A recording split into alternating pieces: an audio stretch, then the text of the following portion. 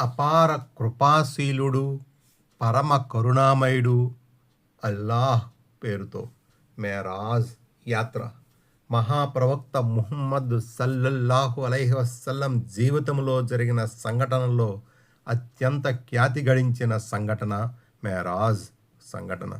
ఈ సంఘటన హిజ్రత్కు ఒక సంవత్సరానికి పూర్వం రజబ్ నెల 27వ తేదీ సాయంత్రం జరిగిందని పలు ఉల్లేఖనాల ద్వారా తెలుస్తుంది. దీని ప్రస్తావన ఖురాన్లో ఉంది, హదీసులో కూడా ఉంది. మేరాజ్ యాత్ర ఏ ఉద్దేశం మేరకు జరిగిందో అల్లాహ్ తన ప్రవక్తను పిలిచి ఏమని హితోపదేశం చేశాడో ఖురాన్ తెలుపగా, మేరాజ్ యాత్ర జరిగిన పూర్తి వైనాన్ని, యాత్ర మధ్యలో జరిగిన సంఘటనలను హదీసులు తెలియజేశాయి. ఈ సంఘటనకు సంబంధించిన వివరాలు 28 మంది సమకాలీన ఉల్లేఖకుల ద్వారా మన దాకా చేరాయి. వీరిలో 7 ఉల్లేఖకులు మేరాజ్ సంఘటన సమయంలో బ్రతికి ఉన్నారు. మిగిలిన 21 మంది ఉల్లేఖకులు మహాప్రవక్త సల్లల్లాహు అలైహి వసల్లం నోట ఈ సంఘటన గురించి విన్నారు. ఈ సంఘటనను పురస్కరించుకుని వచ్చిన ఉల్లేఖనాలు సంఘటనకు సంబంధించి వివిధ కోణాలపై వెలుగు ప్రసరింపజేస్తున్నాయి. ఈ ఉల్లేఖనాలన్నిటినీ కలిపితే ఆసక్తికరమైన, అర్థవంతమైన, హృదయాలను హత్తుకునే యాత్రాక్రమం రూపొందుతుంది. అత్యంత ఆసక్తికరమైన ఈ సంఘటన లాంటి మరో సంఘటన ఆనవాళ్లు ఇస్లామీయ సాహిత్య చరిత్రలో మరెక్కడా కనిపించవు. అప్పటికి మహాప్రవక్త సల్లల్లాహు అలైహి వసల్లంకు దైవదౌత్యం లభించి 12 ఏండ్లు గడచిపోయాయి. అప్పుడు ఆయన సల్లల్లాహు అలైహి వసల్లం వయసు 52 ఏండ్లు. ఒకరోజు మహాప్రవక్త సల్లల్లాహు అలైహి వసల్లం కాబా గృహ ప్రాంగణములో మగత నిద్రలో ఉన్నారు. అకస్మాత్తుగా హజరత్ జిబ్రాయిల్ అలైహిస్సలాం వచ్చి మహాప్రవక్త సల్లల్లాహు అలైహి వసల్లం నిద్ర లేపి జంజం బావి దగ్గరకు తీసుకుపోయారు. అక్కడ ఆయన హృదయాన్ని చీల్చి గుండెకాయను జంజం జలంతో శుభ్రపరిచారు. తరువాత దాన్ని విశ్వాసము, వివేచనలతో నింపి మూసివేశారు. ఆ తరువాత స్వారీ చేసేందుకు ఒక విచిత్ర జంతు వాహనాన్ని హాజరుపరిచారు. అది తెల్లగా కంచర గాడిద కంటే కాస్త చిన్నగా ఉంది. అది మెరుపు కంటే వేగంగా ప్రయాణిస్తుంది. అందువల్ల దానిని బుర్రాక్గా వ్యవహరిస్తారు. గత ప్రవక్తలు కూడా తమ ప్రయాణ నిమిత్తము ఈ వింత జంతువునే వాహనంగా ఉపయోగించేవారు.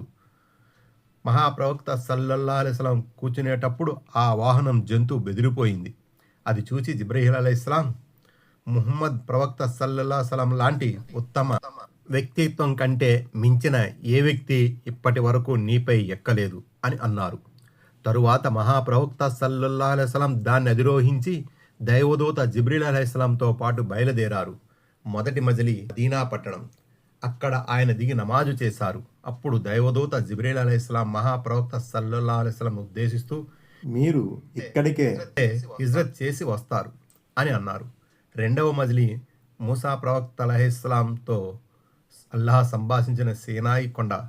మూడవ స్టేజ్ ఈసా ప్రవక్త అలైహిస్సలాం జన్మస్థానమైన బైతుల్లాహం, బెత్లెహేం. నాలుగవ స్టేజి బైతుల్ మఖ్దీస్, జెరూసలం మసీదు. దీంతో బుర్రాక్ ప్రయాణం ముగుస్తుంది. మహాప్రవక్త సల్లల్లాహు అలైహి వసల్లం బుర్రాక్ పై ప్రయాణిస్తున్నప్పుడు దారిలో కొన్ని సంఘటనలు జరిగాయి. ఒక చోట ఎవరో ఒక అతను దైవ ప్రవక్త సల్లల్లాహు అలైహి వసల్లంను ఇటు వైపు రా అని పిలిచాడు. దైవ ప్రవక్త సల్లల్లాహు అలైహి వసల్లం అదేమీ పట్టించుకోలేదు. అప్పుడు దైవదూత జిబ్రీల్ అలైహిస్సలాం, ఇతడు మిమ్మల్ని యూద మతం వైపుకు పిలుస్తున్నాడు అని అన్నారు. అంతలోనే ఇటువైపు వచ్చేయి అని మరో దిశ నుండి పిలుపు వచ్చింది. దైవ ప్రవక్త సల్లల్లాహు అలైహి వసల్లం అతని వైపు కూడా చూడలేదు.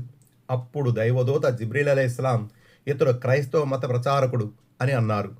అనంతరం అపురూప సౌందర్యవతి అయిన ఒక స్త్రీ దైవ ప్రవక్త సల్లల్లాహు అలైహి వసల్లం కంటపడింది. ఆయన్ను ఆమె తన వైపు పిలిచింది. దైవ ప్రవక్త సల్లల్లాహు అలైహి వసల్లం ఆమె వైపు నుండి కూడా చూపులు మరల్చుకున్నారు. అప్పుడు జిబ్రీల్ అలైహిస్సలాం, ఈమె ప్రపంచం అని అన్నారు. తరువాత బాగా వయసు మీరిన ఒక ముస్లమ్మ మహాప్రవక్త సల్లల్లాహు అలైహి వసల్లంకు ఎదురైంది. అప్పుడు జిబ్రీల్ అలైహిస్సలాం ఈమెను చూసి, ప్రపంచ వయసును అంచనా వేసుకోండి అని అన్నారు. ఆ తరువాత మరో వ్యక్తి తారసపడ్డాడు. అతను కూడా దైవ ప్రవక్త సల్లల్లాహు అలైహి వసల్లంను తన వైపు ఆకర్షించడానికి ప్రయత్నించాడు. అయితే దైవ ప్రవక్త సల్లల్లాహు అలైహి వసల్లం అతన్ని కూడా విస్మరించి ముందుకు సాగారు. అప్పుడు జిబ్రీల్ అలైహిస్సలాం, ఇతను శైతాన్ మిమ్మల్ని దారి మళ్లించడానికి ప్రయత్నిస్తున్నాడు అని అన్నారు. బైతుల్ మఖ్దీస్ చేరిన తరువాత మహాప్రవక్త సల్లల్లాహు అలైహి వసల్లం బర్రాకు దిగి దాన్ని గత ప్రవక్తలు కట్టిన చోటే కట్టేశారు. ఆ తరువాత సులేమాన్ అలైహిస్సలాం ప్రవక్త నిర్మించిన హైకలే సులేమానిలో ప్రవేశించారు. అక్కడ ఆది నుండి అంతం వరకు ఆవిర్భవించిన దైవ ప్రవక్తలంతా సమావేశమై ఉన్నారు. వారు మహాప్రవక్త సల్లల్లాహు అలైహి వసల్లం చూడగానే నమాజు కోసం బారులు తీరి నిలబడ్డారు. ఇమామత్ నాయకత్వం ఎవరు వహిస్తారో అని అందరూ నిరీక్షించసాగారు. అప్పుడు దైవదూత జిబ్రీల్ అలైహిస్సలాం మహాప్రవక్త ముహమ్మద్ సల్లల్లాహు అలైహి వసల్లంను ఇమామత్ వహించవలసినదిగా కోరారు. మహాప్రవక్త సల్లల్లాహు అలైహి వసల్లం నేతృత్వంలో అందరూ నమాజు చేశారు. నమాజు ముగిసిన తర్వాత మహాప్రవక్త సల్లల్లాహు అలైహి వసల్లం ముందు 3 పాత్రలు ఉంచబడ్డాయి. ఒక దానిలో నీళ్లు, రెండవ దానిలో పాలు, మూడవ దానిలో మద్యం ఉన్నాయి. దైవ ప్రవక్త సల్లల్లాహు అలైహి వసల్లం ఆ మూడింటిలో నుండి పాల పాత్రను మాత్రమే స్వీకరించారు. అప్పుడు దైవదూత జిబ్రీల్ అలైహిస్సలాం మీరు సహజ ధర్మాన్నే ఆశ్రయించారు అన్నారు. తర్వాత మహాప్రవక్త సల్లల్లాహు అలైహి వసల్లం దగ్గరకు ఒక నిచ్చెన తీసుకురాబడింది. దైవదూత జిబ్రీల్ అలైహిస్సలాం ఆ నిచ్చెన ద్వారా మహాప్రవక్త సల్లల్లాహు అలైహి వసల్లం గగనానికి తీసుకెళ్లారు. అరబీ భాషలో నిచ్చెనను మేరాజ్ అంటారు. మేరాజ్ అంటే అధిరోహించడం అని అర్థం. అందువల్ల ఈ సంఘటన మేరాజ్ సంఘటనగా పేరుగాంచింది. మహాప్రవక్త సల్లల్లాహు అలైహి వసల్లం మొదటి ఆకాశానికి చేరుకున్నారు. అప్పుడు ఆ ఆకాశ ద్వారం మూసి ఉంది. ద్వారపాలకులు హజరత్ జిబ్రీల్ అలైహిస్సలాంను ఉద్దేశించి మీతో పాటు వచ్చిన ఈ వ్యక్తి ఎవరు అని అడిగారు. దానికి ఆయన ముహమ్మద్ సల్లల్లాహు అలైహి వసల్లం బదులిచ్చారు. ఈయన్ని పిలిపించడం జరిగిందా అని అడిగారు ద్వారపాలకులు. మళ్ళీ అవును అన్నారు జిబ్రీల్ అలైహిస్సలాం. అప్పుడు ఆకాశ ద్వారాలు తెరవబడ్డాయి. మొదటి ఆకాశంలో దైవదూతలు ప్రవక్త సల్లల్లాహు అలైహి వసల్లం సాధారణంగా ఆహ్వానిస్తూ ఘనంగా స్వాగతం పలికారు. అక్కడ ఆయన సల్లల్లాహు అలైహి వసల్లంకు ఉన్నత హోదా అంతస్తులు కలిగిన అనేక మంది వ్యక్తులతో పరిచయం అయ్యింది. వారు సంపూర్ణ మానవ రూపం, దేదీప్యమానమైన ముఖ వర్చస్సు కలిగి ఉన్నారు. వారిలో ఒకరిని పరిచయం చేస్తూ జిబ్రైల్ అలైహిస్సలాం ఈయన హజరత్ ఆదం మానవ జాతికి మూల పురుషుడు అని అన్నారు. హజరత్ ఆదం అలైహిస్సలాంకు ఇరువైపులా కొందరు గుమిగూడి ఉన్నారు. ఆయన అలైహిస్సలాం తన కుడివైపు చూసి ఆనందించడం, ఎడమవైపు చూసి దుఃఖించడం చూసి దైవ ప్రవక్త సల్లల్లాహు అలైహి వసల్లం ఇదేమిటి అని అడిగారు. దానికి హజరత్ జిబ్రీల్ అలైహిస్సలాం ఆదం అలైహిస్సలాంకు కుడి ఎడమల వైపు ఆయన సంతానం ఉంది. ఆదం అలైహిస్సలాం తన కుడివైపు పుణ్యాత్ములైన సంతానాన్ని చూసి సంతోషిస్తారు, ఎడమవైపు పాపాత్ములైన సంతానాన్ని చూసి దుఃఖిస్తుంటారు అని బదులిచ్చారు జిబ్రీల్ అలైహిస్సలాం. మొదటి ఆకాశంలో మహాప్రవక్త సల్లల్లాహు అలైహి వసల్లంకు అన్ని విషయాలు క్షుణ్ణంగా చూసే అవకాశం లభించింది. ఆయన అక్కడ ఒక చోట కొందరు వ్యక్తులు పంట కోయడాన్ని చూశారు. అయితే ఆ పంట కోస్తున్న కొద్దీ తరగడానికి బదులు పెరగడం చూసి ఆయన ఆశ్చర్యపోతూ ఈ వ్యవహారం ఏమిటి అని అడిగారు. హజరత్ జిబ్రీల్ అలైహిస్సలాం వీరు దైవ మార్గంలో జిహాద్ చేసిన వారు అని సమాధానమిచ్చారు. మరో చోట దైవ ప్రవక్త సల్లల్లాహు అలైహి వసల్లం కొందరి తలలను బండరాళ్ళతో చితక్కొడుతూ ఉండడం చూసి ఈ వ్యవహారం ఏమిటి అని అడిగారు. దానికి హజరత్ జిబ్రీల్ అలైహిస్సలాం వీరు నిద్రమత్తుతో నమాజు చేయడానికి లేచేవారు కాదు అని చెప్పారు.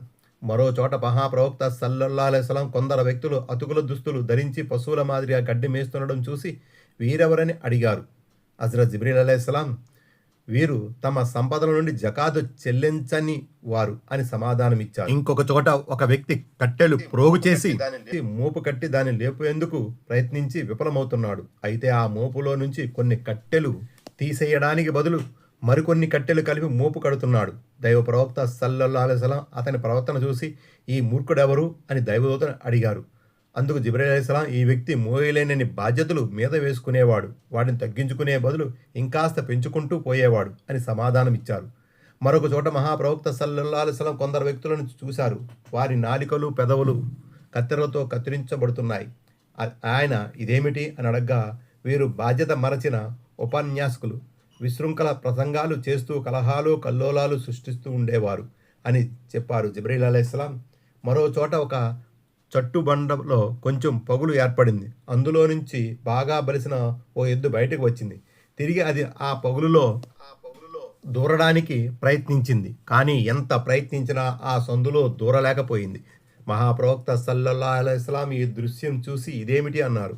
దానికి హజరత్ జిబ్రీల్ అలైహిస్సలాం ఇది బాధ్యతారాహిత్యంగా కల్లోలం రేకెత్తించే ఓ మాట మాట్లాడి ఆ తర్వాత పశ్చాత్తాపం చెందే మనిషికి సంబంధించిన దృశ్యం.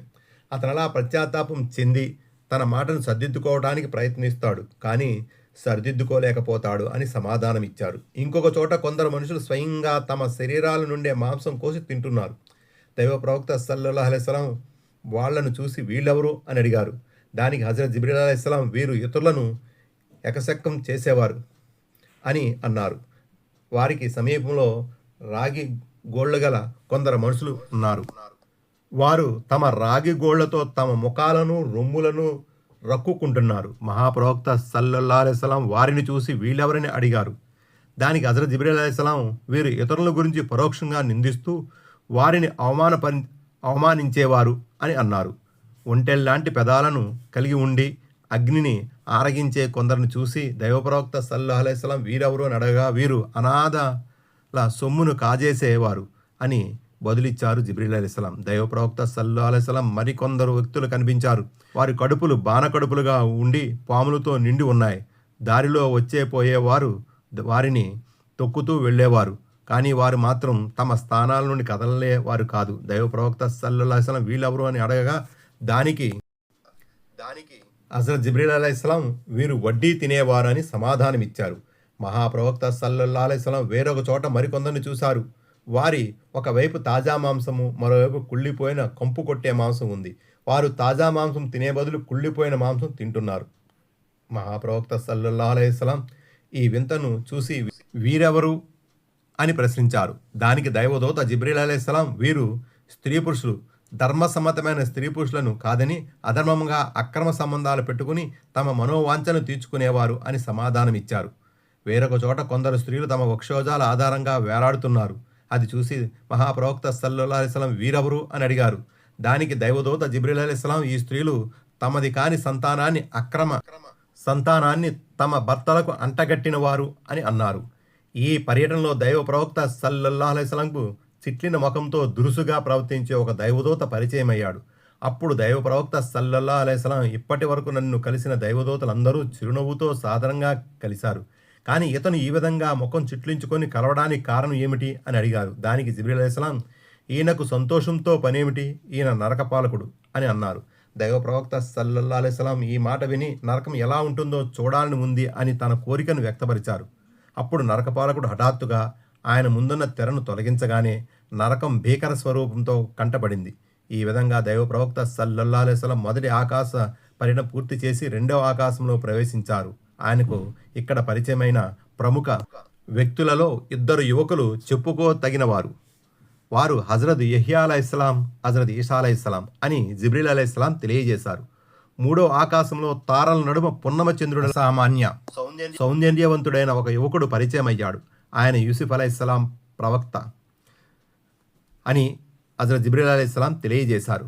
మహాప్రవక్త ముహమ్మద్ సల్లల్లాహు అలైహి వసల్లం నాలుగో ఆకాశంలో ఇద్రీస్ ప్రవక్త అలైహిస్సలాంను, ఐదవ ఆకాశంలో హారూన్ ప్రవక్త అలైహిస్సలాంను, ఆరవ ఆకాశంలో మూసా ప్రవక్త అలైహిస్సలాంను కలిశారు. ఏడవ ఆకాశంలో మహా అద్భుతమైన ఒక భవనం కనిపించింది. దాని పేరు బైతుల్ మామూర్.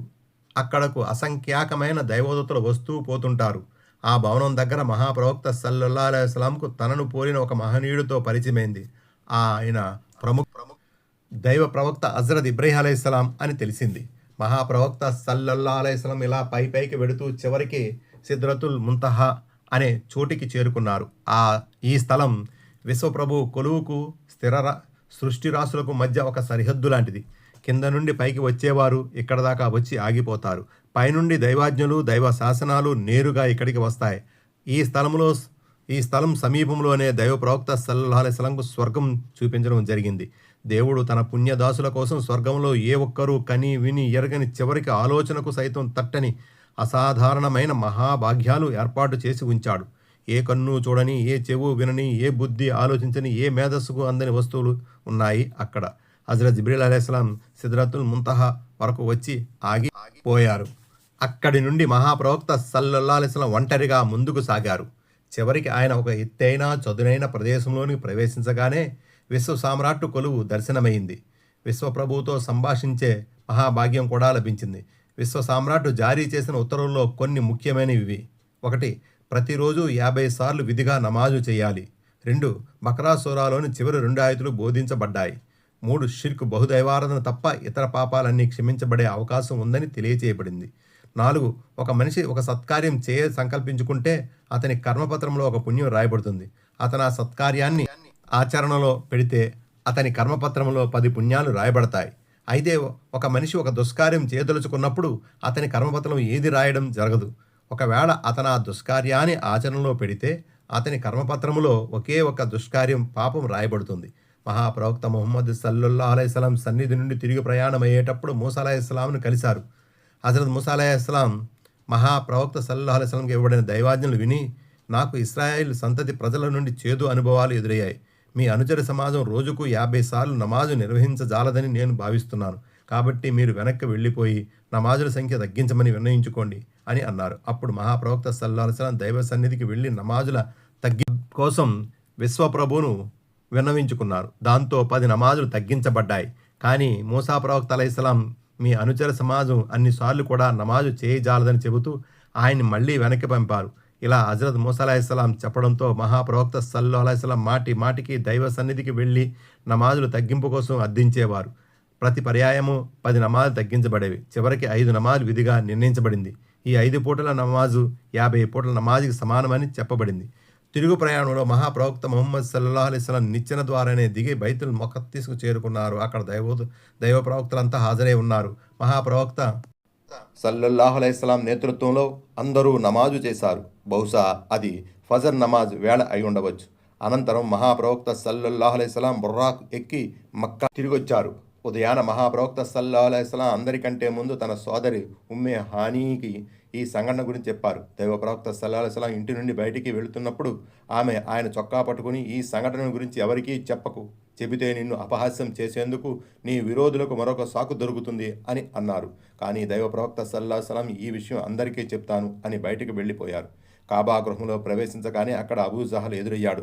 ఈరోజు మరేదైనా కొత్త విషయం ఉందా అని అడిగాడు అతను పరిహాసంగా. దైవ ప్రవక్త సల్లల్లాహు అలైహి వసల్లం ఏమాత్రమూ సంకోచించకుండా, నేను రాత్రి బైతుల్ ముఖద్దస్కు వెళ్ళి వచ్చాను అని అన్నారు. అబూ జహల్ ఈ మాట విని, ఏమిటి, నీవు రాత్రికి రాత్రే బైతుల్ ముఖద్దస్కు వెళ్ళి తిరిగి వచ్చావా అని ఆశ్చర్యపోతూ అడిగాడు. మహాప్రవక్త సల్లల్లాహు అలైహి వసల్లం అవును అన్నారు. అప్పుడు అబూ జహల్, అయితే నేను జనాన్ని పిలుస్తాను, వారి ముందు కూడా ఈ మాటే అంటావా అని అడిగాడు. అందుకు దైవ ప్రవక్త సల్లల్లాహు అలైహి వసల్లం తప్పకుండా అని జవాబిచ్చారు. అబూ జహల్ వెంటనే కేకలు వేసి జనాన్ని పోగు చేశాడు. ఓ పెద్ద జనసమూహం ఏర్పడగానే, ఇప్పుడు చెప్పు, నీవు చెప్పదలుచుకున్న ఆ విషయం అని అన్నాడు. దైవ ప్రవక్త సల్లల్లాహు అలైహి వసల్లం తాను బైతుల్ ముఖద్దస్కు పోయి వచ్చిన సంఘటన గురించి చెప్పేశారు. అది వినగానే ప్రజలు అపహాస్యం చేయడం ప్రారంభించారు.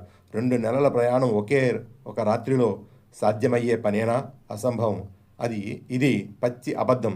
ఇంతకు ముందే మేము నీకు మతిస్థిమితంగా లేదేమోనని అనుమానించేవాళ్ళం. మా అనుమానం ఇప్పుడు నిజమని తేలింది అని హేళన చేయసాగారు ప్రజలు. ఈ వార్త మక్కాలో కార్చిచ్చులా వ్యాపించింది. సంఘటన గురించి విన్న ముస్లింలలో కొందరు ఇస్లాం నుండి వెనుదిరిగారు. ఖురైష్ నాయకుల్లో కొందరు హజరత్ అబూబకర్ రజియల్లాహు అన్హు వద్దకు వెళ్లారు. అతను ముహమ్మద్ సల్లల్లాహు అలైహి వసల్లంకు కుడిభుజం లాంటివాడు కనుక అతను ఇస్లాం నుండి వెనుదిరిగితే ఇస్లాం నిర్జీవమైపోతుందని వారు తలచారు. అయితే హజరత్ అబూబకర్ రజియల్లాహు అన్హు మేరాజ్ ఉదాంతం సంగతి విని, ఇందులో ఆశ్చర్యమేముంది, ఆయన సల్లల్లాహు అలైహి వసల్లం వద్దకు దైవ సందేశం ఆకాశం నుండి నేరుగా వస్తుందన్న విషయాన్ని నేను ఎప్పటి నుంచో నమ్ముతున్నాను అని అన్నారు. ఆ తర్వాత హజరత్ అబూబకర్ రజియల్లాహు అన్హు కాబా గృహానికి వెళ్ళి అక్కడ దైవప్రవక్త సల్లల్లాహు అలైహి వసల్లం కలిశారు. ఇంతకు ముందు హేళన చేసిన వారందరూ అక్కడ గుమిగూడారు. అప్పుడు హజరత్ అబూబకర్ రజియల్లాహు అన్హు, మీరు నిజంగానే ఇలా అన్నారా అని అడిగారు. దానికి దైవ ప్రవక్త సల్లల్లాహు అలైహి వసల్లం అవును అని అన్నారు. హజరత్ అబూబకర్ రజియల్లాహు అన్హు ఈ మాట విని, అయితే దైవ ప్రవక్త, నేను బైతుల్ ముఖద్దస్ చూసి ఉన్నాను, దాని వివరాలు చెప్పండి అని అన్నారు. మహాప్రవక్త సల్లల్లాహు అలైహి వసల్లం బైతుల్ ముఖద్దస్ ఆకారము, దాని రూపురేఖల గురించి ఒక్కొక్క విషయం వివరంగా చెప్పడం మొదలుపెట్టారు. ఆ వర్ణనలు వింటున్న సభికులందరూ బైతుల్ ముఖద్దస్ తన కళ్ళ ముందు ప్రత్యక్షమైనట్లు అనుభూతి చెందసాగారు. హజరత్ అబూబకర్ రజియల్లాహు అన్హు చేసిన ఈ ఉపాయం వల్ల సత్య తిరస్కారులకు ఎదురు దెబ్బ తగిలింది. సభికులలో వ్యాపారనిత్యం ఎన్నోసార్లు బైతుల్ ముఖద్దస్కు వెళ్ళి వచ్చిన వారు కూడా ఉన్నారు. వారందరి హృదయాలు దైవ ప్రవక్త సల్లల్లాహు అలైహి వసల్లం మాటలను అంగీకరించాయి. సభికులలో కొందరు మరికొన్ని సాక్ష్యాలు చెప్పమని పట్టుబట్టారు. అప్పుడు దైవ ప్రవక్త సల్లల్లాహు అలైహి వసల్లం, నేను ప్రయాణం చేస్తూ పలానా వర్తక బృందం మీదుగా వెళ్ళాను. వారి వద్ద పలానా వస్తువులు ఉన్నాయి. దానిలో వర్తకుల ఒంటెలు బుర్రాక్ని చూసి బెదిరిపోయాయి. వాటిలో ఓ ఒంటె బాగా బెదిరిపోయి పలానా లోయ వైపు పరిగెత్తింది. ఆ ఒంటె ఎటువైపు వెళ్ళింది? నేను వర్తకులకు తెలియజేశాను. తిరుగు ప్రయాణంలో పలానా వర్తక బృందం వారు పలానా ప్రాంతం వద్ద ఉన్న నన్ను కలిశారు. అందరూ నిద్రిస్తున్న సమయంలో నేను వారి పాత్రల్లో నుంచి నీళ్లు త్రాగాను. నీళ్లు త్రాగినట్లు సాక్ష్యం కూడా వదిలిపెట్టాను అన్నారు. ఇలా మరెన్నో సంఘటనల గురించి మహాప్రవక్త సల్లాహలం వివరించారు. ఆ తర్వాత బైతుల్ మక్దీసు నుండి మక్కాకు తిరిగి వచ్చిన వర్తక బృందాలన్నీ ఈ సంఘటనను ధృవీకరించాయి. హజరత్ అబూబకర్ రజల్లాహు అన్హు చేసిన ఉపాయం వల్ల విరోధుల నోళ్లకు తాళాలు పడిపోయాయి.